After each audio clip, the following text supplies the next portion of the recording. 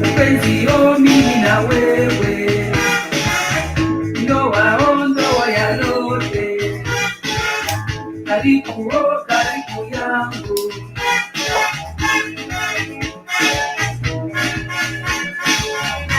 nirumie na kulilia,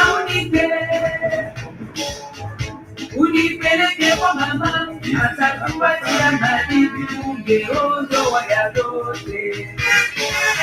Mpenzi mimi na wewe, ndoa ya lote, karibu yangu.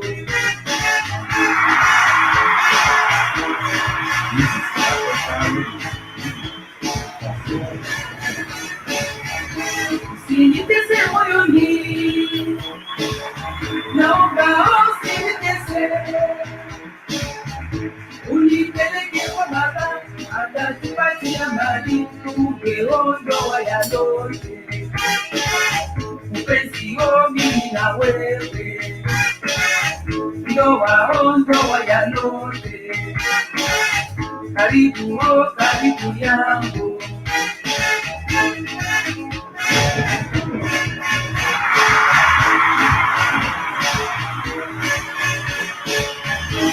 Nirumie na kulilia, unipeleke kwa mama, atatupatia mali, ndoa ya lote.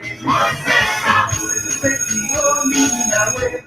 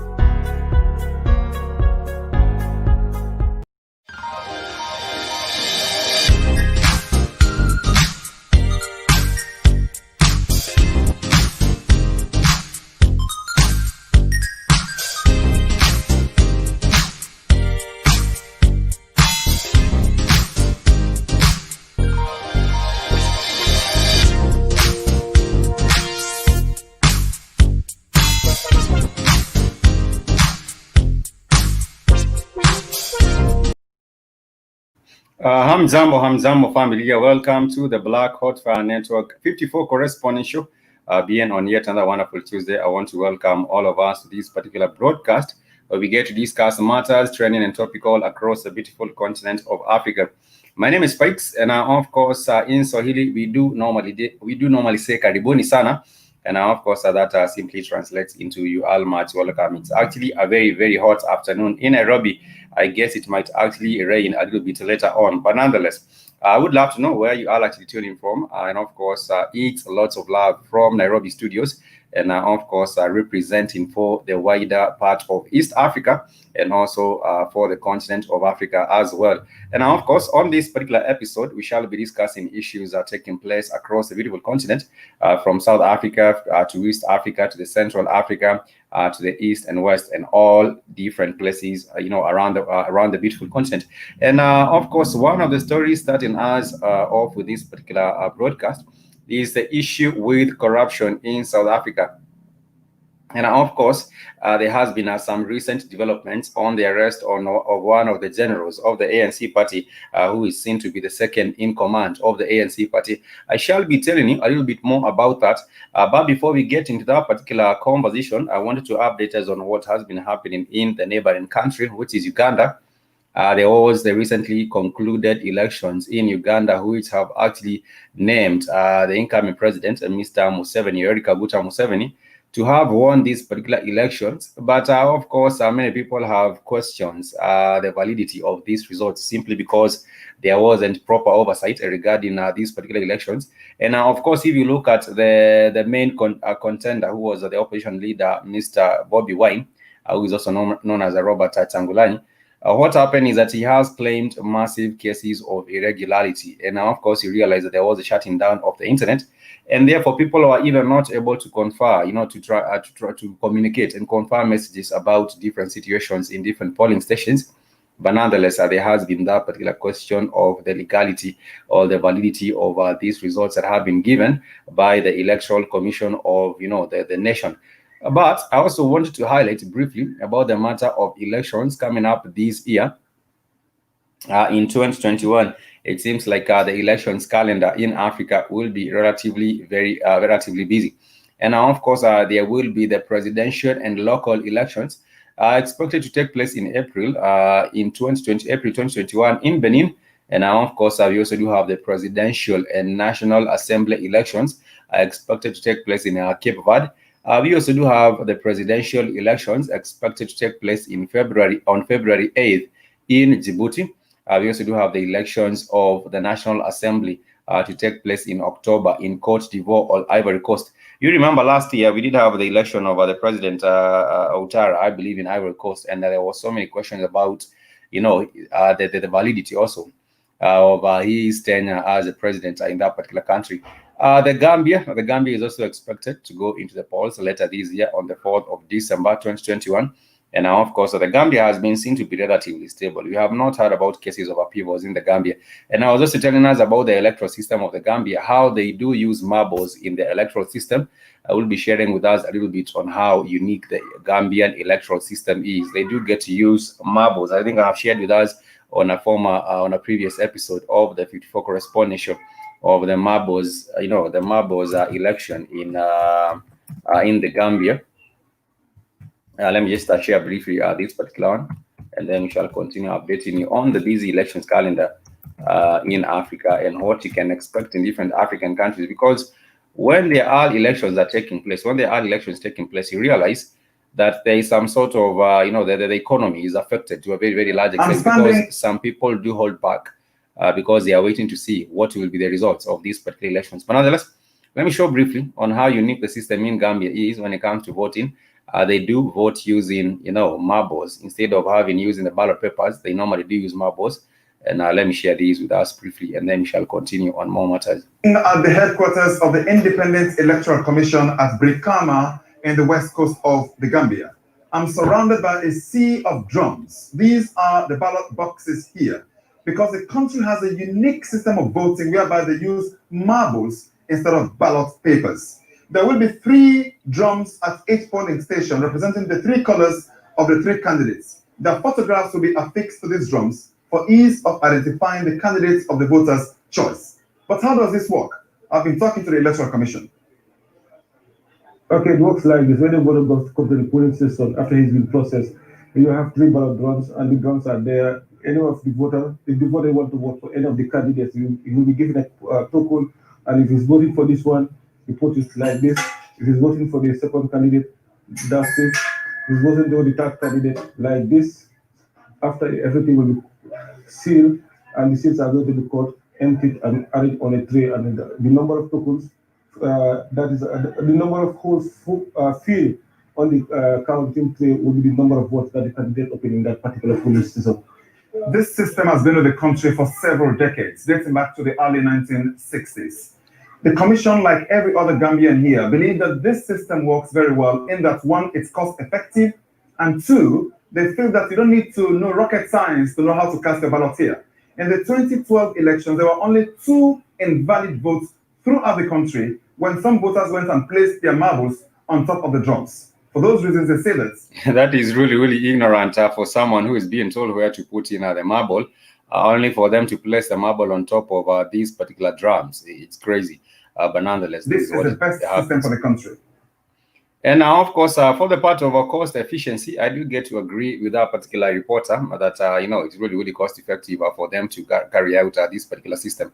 But nonetheless, we also do have a bit of a problem when it comes to, being able to ascertain, to ascertain without any kind of a doubt. Now, these are the actual numbers of marbles put. Someone might actually, when there's a transporting perhaps of these ballot boxes or the drums, you might call them, some individuals might come up and add more marbles in one particular drum, and then the total tally would be affected in that particular kind of way. But nonetheless, yes, that is unique. I don't know which other African country envies that system. For Kenya, we do have the ballot boxes, and we also do have the biometric voter registration. And the biometric voter registration, of course, enables to curb the issue of double voting by having the fingerprint. Of course, using that particular device. It's actually a device where you just place your fingerprint, and you are able to vote with a particular biometric voter registration system, and it's much more easier as well. But of course, it comes with expensive. It's very, very expensive, and therefore the cost is also very, very high. But yes, that is really, really unique. I don't know if you find that particular. I don't know what your thoughts are on that particular voting system in the Gambia. It has been used since the 1960s, and I believe this is a voting system that was used by Yahya Jammeh. Yahya Jammeh was a dictator in the Gambia for a very, very long time, and I believe perhaps he might have manipulated the system using these voting, these marble system of voting. But nonetheless, apart from the Gambia, who is the country expected to have its polls on the 4th of December, we also do have Libya. For the Libyan government, for the Libyan nation, the presidential and the parliamentary elections also are expected to take place on the 24th of December. In Christian countries, not really Christian countries, in predominantly Christian countries, you would never have elections taking place on the 24th of December, because they do believe that on the 25th, people need to be, out there celebrating their Christmas and all these other things. But Libya, of course, is a Muslim nation, and therefore on the 24th of December, they shall be conducting the elections. And then 25th, things actually will proceed as they are. In Madagascar, also, there will be the Senate and the local elections. And also in Mauritius, there will be the local elections. In Morocco, from September, there will be the House of Representatives and also the Assembly of Councillors, and also, and the Assembly of Councillors. In Niger, which borders Nigeria, in February this year, they are also expected to have the presidential second round elections. And of course, the Republic of Congo, which is Congo-Brazzaville is also expected to have its presidential elections in March, 31st of March, 2021. And in Rwanda, there will be the local elections that are taking place in February 2021. And of course, in Senegal, there is a regional and the local elections also expected to take place in February 2021. That is next month. Sao Tome and Principe is expected to also conduct its elections. This particular year is the presidential elections in July. Somalia will have its presidential elections. And when you're talking about Somalia, it's very, very unique to realize that in Somalia, we do have many different kind of people. And some areas are really, really autonomous. And therefore, you cannot really talk about the national elections in Somalia, because they all are the regional, sort of autonomous systems where they also do conduct their own elections. I believe after a given period of time, which is really not fixed. I believe it also gets to change. It also gets to change for a while. And therefore,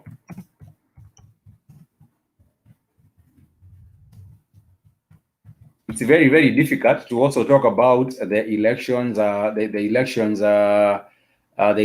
season in Somalia. It's very, very difficult also to predict how that particular one goes. But nonetheless, we shall also be keeping our eyes open just to see how things work out for the people of Somalia. We know there's Jubaland, there is Somaliland, and there are the different autonomous regions. And I believe they coordinate the elections a little bit different. The calendar is not just one calendar. They do have a various different calendar. If you remember correctly, the issue of elections have also sort of destabilized Ethiopia in 2020. What did happen is that the Tigray region, which of course is under the national government as well, and also under the Tigray regional government, the elections in Ethiopia were supposed to take place last year, but because of the COVID-19, Parliament did vote to allow for the extension and the elections to be, postponed to this particular year, 2021. And what did happen? For the regional government, some of them felt that for them, they were ready still in 2020 to continue with their own elections. And the Tigray region, of course, led by the TPLF front, they decided that they still wanted to conduct their own elections. And I believe when the governments tried to stop them, that is when there was a friction that came up last year.